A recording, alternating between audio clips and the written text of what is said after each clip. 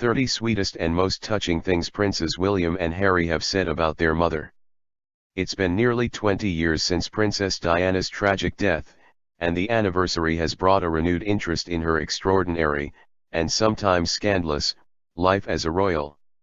When Diana passed away in a car accident in August 1997, she left behind her two sons, William and Harry, who were 15 and 12, respectively, at the time. The princes have begun opening up about their mother's death in recent years and have admitted that it took time for them to feel comfortable talking about the huge loss.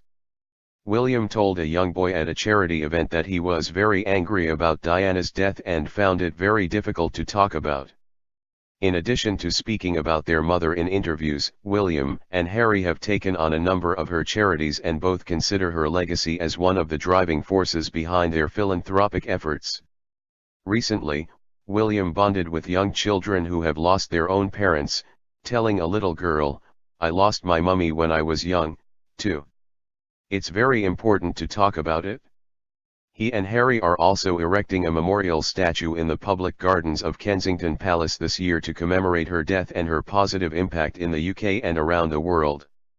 See more of the sweet, heartbreaking things that Harry and William have said about their late mom. Prince William. 1. Time makes it easier. I still miss my mother every day, and it's 20 years after she died. 2. 21 years ago, my mother attended the launch of the child bereavement charity. 15 years later, I was honored to be invited to become patron of Child Bereavement UK to continue my mother's commitment to a charity which is very dear to me.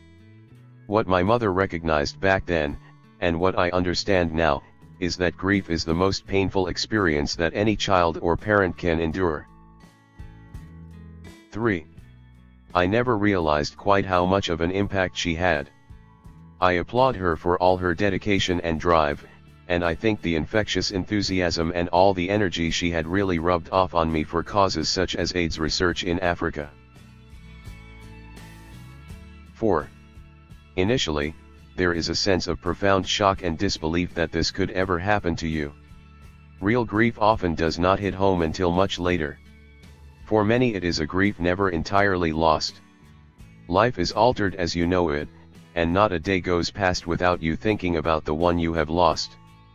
I know that over time it is possible to learn to live with what has happened and, with the passing of years, to retain or rediscover cherished memories. 5. Losing a close family member is one of the hardest experiences that anyone can ever endure. Never being able to say the word mummy again in your life sounds like a small thing. I too have felt, and still feel, the emptiness on such a day as Mother's Day. 6. Part of the reason why Harry and I want to do this is because we feel we owe it to her. I think an element of it is feeling like we let her down when we were younger. We couldn't protect her. 7. I am in a better place about it than I have been for a long time, where I can talk about her more openly, talk about her more honestly, and I can remember her better, and publicly talk about her better. It has taken me almost 20 years to get to that stage. 8. I still find it difficult now because at the time it was so raw. And also it is not like most people's grief, because everyone else knows about it, everyone knows the story, everyone knows her. It is a different situation for most people who lose someone they love. It can be hidden away or they can choose if they want to share their story. 9. When it came to the wedding, I did really feel that she was there. You know, there was times when you look to someone or something for strength, and I very much felt she was there for me. 10. I would like to have had her advice. I would love her to have met Catherine and to have seen the children grow up. It makes me sad that she won't, that they will never know her. 11. The very last memory I have is a phone call from Balmoral. At the time, Harry and I were running around, minding our own business, playing with our cousins and having a very good time. Harry and I were in a desperate rush to say goodbye. See you later, can I go off? If I'd known what was going to happen I wouldn't have been quite so blasé about it. That phone call sticks in my mind quite heavily. 12. It's hard because obviously Catherine didn't know her, so she cannot really provide that level of detail. I just try and remind George and Charlotte that there were two grandmothers in their lives, and so it's important that they know who she was and that she existed. 13. She'd be a nightmare grandmother, absolute nightmare, William teased. She'd love the children to bits, but she'd be an absolute nightmare. She'd come and go and she'd come in probably at bath time, cause an amazing amount of scene, bubbles everywhere, bath water all over the place and then leave. 14. I want to make as much time and effort with Charlotte and George as I can because I realize that these early years particularly are crucial for children, and having seen, what she did for us. Prince Harry. 15. I never really dealt with what had actually happened. So there was a lot of buried emotion, and I still didn't even want to think about it. 16. I really regret not talking about it. It is okay to suffer, but as long as you talk about it. It is not a weakness. Weakness is having a problem and not recognizing it and not solving that problem. 17. It's a huge shame she's not here. But I hope she'd be incredibly proud of what we managed to achieve. 18. I first came to Africa in 1997, straight after my mum died. My dad told my brother and me to pack our bags, we were going to Africa to get away from it all. 19. We will do everything we can to make sure she's never forgotten, and carry on all of the special gifts and such that she had and that she portrayed when she was alive.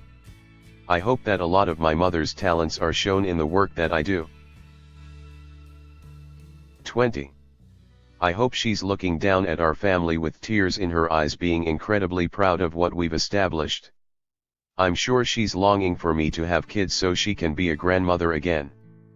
But I hope that everything we do privately and officially, that it makes her proud. 21. Losing your mother at such a young age does end up shaping your life massively, of course it does. And now I find myself trying to be there and give advice to other people who are in similar positions. 22. Every day, depending on what I'm doing, I wonder what it would be like if she was here, and what she would say, and how she would be making everybody else laugh. Who knows what the situation would be, what the world would be like, if she were still around. 23. Not to get too personal, if you lose your mum at the age of 12 then you've got to deal with it, and the idea that 15, 17 years later I still hadn't dealt with it, Afghan was the moment.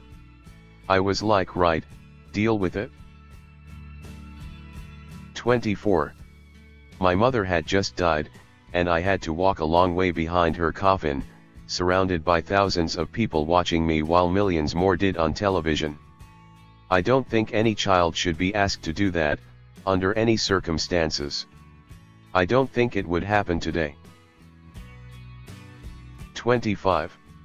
My mother died when I was very young. I didn't want to be in the position I was in, but I eventually pulled my head out of the sand, started listening to people and decided to use my role for good. 26. My mother took a huge part in showing me an ordinary life, including taking me and my brother to see homeless people. Thank goodness I'm not completely cut off from reality. People would be amazed by the ordinary life William and I live. 27. I intuitively know what my mother would like me to do and want to progress with work she couldn't complete. 28. She had the most wonderful sense of humor and always wanted to make things fun for us, as well as protect us. 29.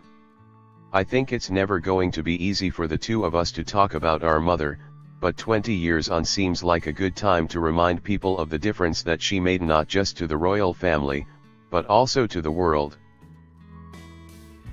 30. I can't necessarily remember what I said, but all I do remember is regretting for the rest of my life how short the phone call was. If I'd known that that was the last time I was going to speak to my mother, the things I would have said to her. Looking back at it now, it's incredibly hard. I have to deal with that for the rest of my life, not knowing that it was the last time I'd speak to my mom.